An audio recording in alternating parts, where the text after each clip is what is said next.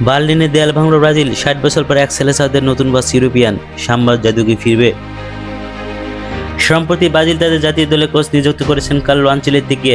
60 বছর পরে প্রথমবার কোনো বিদেশি কোচ নিয়োগ করলো তারা। আনচেলত্তি কি পারবেন সাম্বা ফুটবলের সোনালি দিন ফেরাতে? 1984 সালে চার্লস মিলার নামে এক ইংরেজ কয়েকটি ফুটবল নিয়ে পৌঁছে গিয়েছিলেন ল্যাটিন আমেরিকার পূর্ব প্রান্তে। ফুটবল প্রেমীরা বলেন পৃথিবী বদলে গিয়েছিল ওই একটি ঘটনাতেই। সেই ঘটনার 131 বছর পর এক ইটালীয় পা রাখলেন ল্যাটিন আমেরিকার সেই দেশে।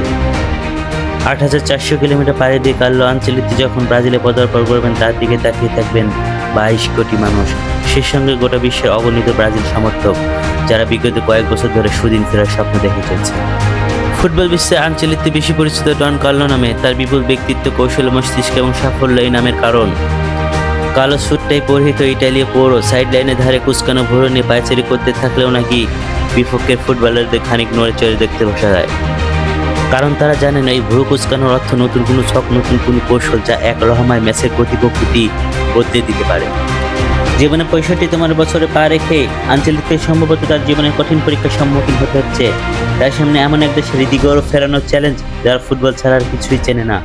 শয়ন স্বপ্নে জাগরণে ফুটবল যাদের একমাত্র নিষ্কৃতির উপায়, রিও দে জেনারেল ফেভারেল বা সরু গলিতে যে খুদে ফুটবলার ড্রিবলিং করে, সেই জানে ওই চর্মগোলকটি তাকে আগামী দিনে কোনো বিশ্বের নজরে এনে দিতে পারে, যেমনটা এনে দিয়েছিল পেলেকে।